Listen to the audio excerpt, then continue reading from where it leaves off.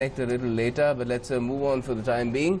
Well, the Bharatiya Janata Party will be observing a Black Day today to mark the 43rd anniversary of the imposition of the emergency in the country.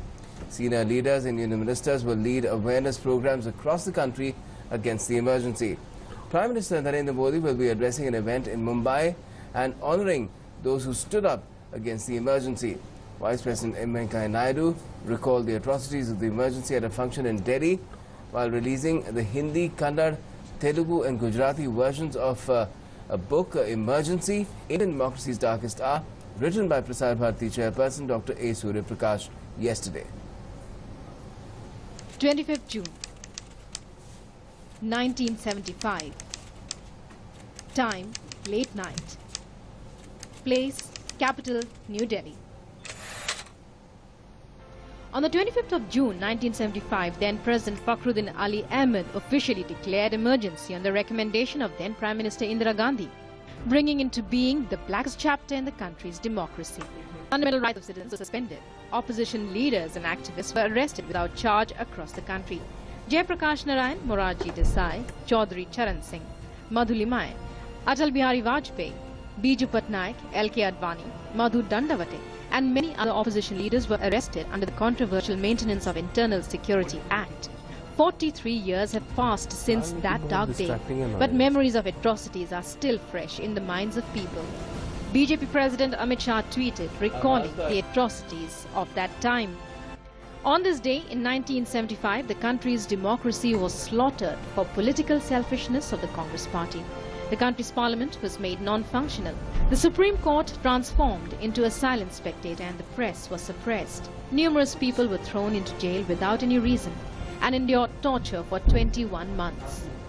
Union Minister Arun Jaitley strongly condemned the Congress for its authoritarian rule during emergency in a Facebook post. He even compared Indira Gandhi to German dictator Hitler. Both Hitler and Mrs. Gandhi never abrogated the constitution. They used a republican constitution to transform democracy into dictatorship. Hitler arrested most of the opposition members of parliament and converted his minority government in parliament into a two-third majority government. The BJP organized a program to honor those who had stood up and resisted the emergency. Union HRD Minister Prakash Javadekar targeted the Congress for this blot on our democratic history.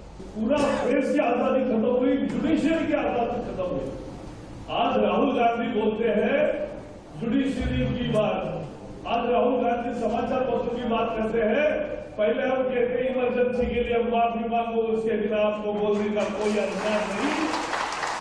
On Tuesday, the BJP will organize awareness programs across the country against emergency. PM Modi will be in Mumbai on Tuesday and will honor those who stood up against the emergency. Vice President Venkaiah Naidu released Hindi, Telugu, Kannada and Gujarati translations of the emergency, Indian Democracy's Darkest Hour, written by senior journalist and Prasar Bharati chairman A. Surya Prakash on Monday. He vividly recalled the dark days of the emergency. The emergency had to be revoked following the democratic revolt by the people of our country in general elections of 1977.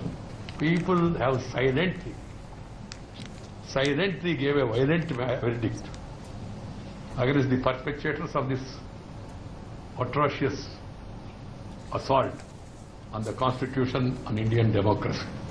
After 90 months, in January 1977, Indira Gandhi released political prisoners and announced Lok Sabha elections. Shailendra Mishra from Delhi and Sudhir from Mumbai. DD News. And Prime Minister Narendra Modi tweeted and said, "I salute the courage of all those great women and men who steadfastly resisted the emergency which was imposed 43 years ago. Their struggles ensured people's power prevailed over authoritarianism and stifling of civil liberties."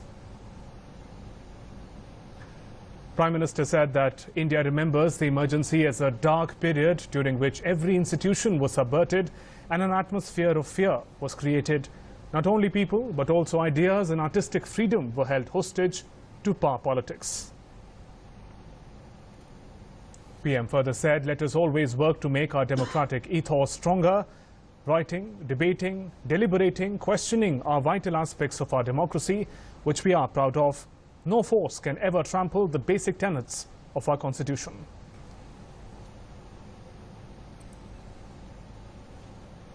Let's take you across now to Mumbai, where my colleague Yogesh Sheetal is joining us because Prime Minister Modi is going to be in Mumbai honoring those who resisted the emergency and in a way tried to thwart it as well, subvert it as well.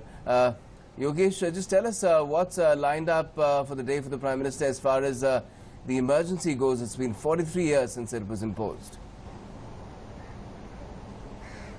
Good morning, Gautam. See, there are two events mainly. The first is where the NCPA, where the AIIB conference, two-day conference is going on. It is expected that the Prime Minister Narendra Modi will address the gathering. It is very important when it comes to infrastructure, when it comes to the project that have been in pipeline since the years, but now a pace is witnessed in the project, especially particularly talking about Mumbai and Maharashtra, because what we had recently seen in Pune Metro Corporation, in Pune Metro project was inaugurated by the Prime Minister Narendra Modi, and very recently Navi Mumbai International Airport, which is going to be the second international airport in Mumbai, that was also inaugurated by the that was also the ground ceremony basically was done by the Prime Minister Narendra Modi, and Devendra Fadnavis, the Chief Minister of Maharashtra, had made a statement yesterday that by the end of next year there will be at least first flight will be taking off from that airport. So this is what the pace, and this is how AIIB is going to be an important summit.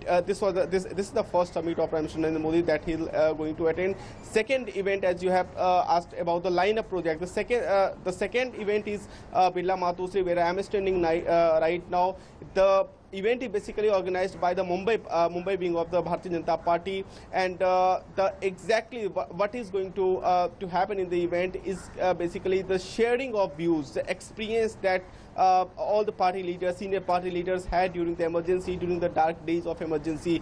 Prime Minister Narendra Modi will also share his experience during the emergency, how the odd days, how the ups and downs, how the difficulties he faced, and how the other party leaders gone through the different, the tedious, the days that you also recall as a black day of India post independence. So this is the basic lineup of the events. Now coming to another point, how this visit of Prime Minister is important when it comes to Maharashtra. See, there are a number of projects, no doubt there are a number of projects that have been started in Maharashtra on the line of center.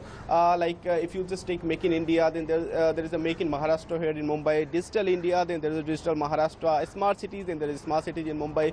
Almost all programs have been just, right. You can say that a photocopy here in Maharashtra. So this is a clear, a good federalism, a structural federalism we are witnessing here in Maharashtra, and definitely the address is much awaited, and it remains to be seen that what is going to be addressed by the Prime Minister Narendra Modi today. Yes, Gautam.